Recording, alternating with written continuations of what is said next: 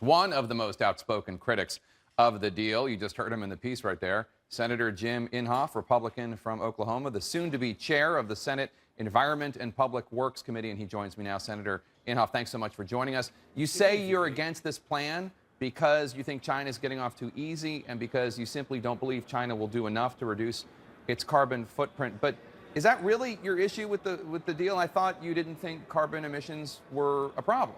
Well, no, I don't think so. In fact, the science has totally changed since 2001. Back then, everything was global warming and we're all going to die and all that.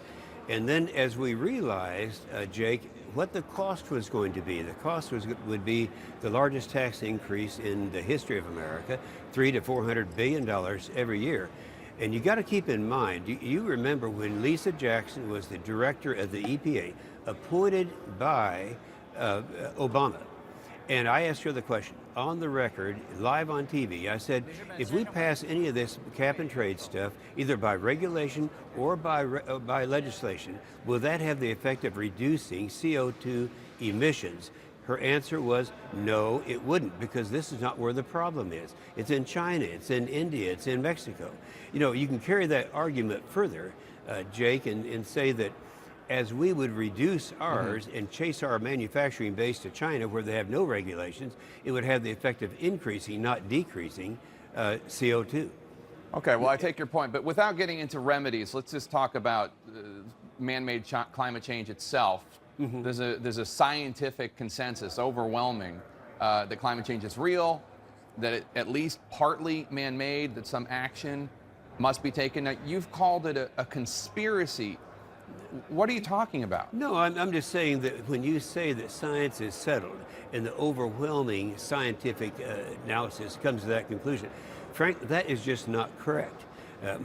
I can remember back in about 2002 or 2003, when I first started finding out from scientists that the science is not there, and then all of a sudden it started rolling in, and I published in the Congressional Record not hundreds, but thousands of scientists who disagree with the United Nations. Keep in mind, the scientists that I'm talking about, that's the United Nations that we're talking about. And there are many of them who were supposed to be taking part in that, and they were not allowed to do it because they didn't agree with what their consensus was. All right. Well, and by the way, this China thing, let's keep in mind, President Xi, he said they're going to continue to increase their emissions until 2030.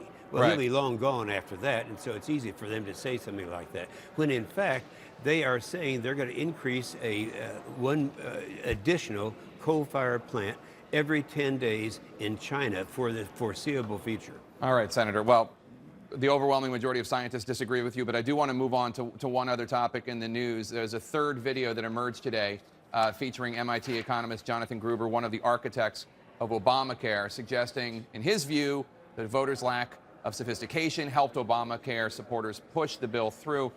This quote I'm going to play for you, this bite, is about taxing insurance companies with the knowledge that those costs would be passed on to the consumer. Let's play that sound. We just tax the insurance companies. They pass it on higher prices. That offsets the tax break we get. It ends up being the same thing. It's a very clever, basic exploitation of the lack of economic understanding of the American voter. I want to get your reaction to that, Senator. Well, my reaction is it's kind of funny because if you look at the quote that he was overheard making, I believe to a student group, he said it was the stupidity of the American people that allowed him to have the necessary credentials or to be able to pass Obamacare.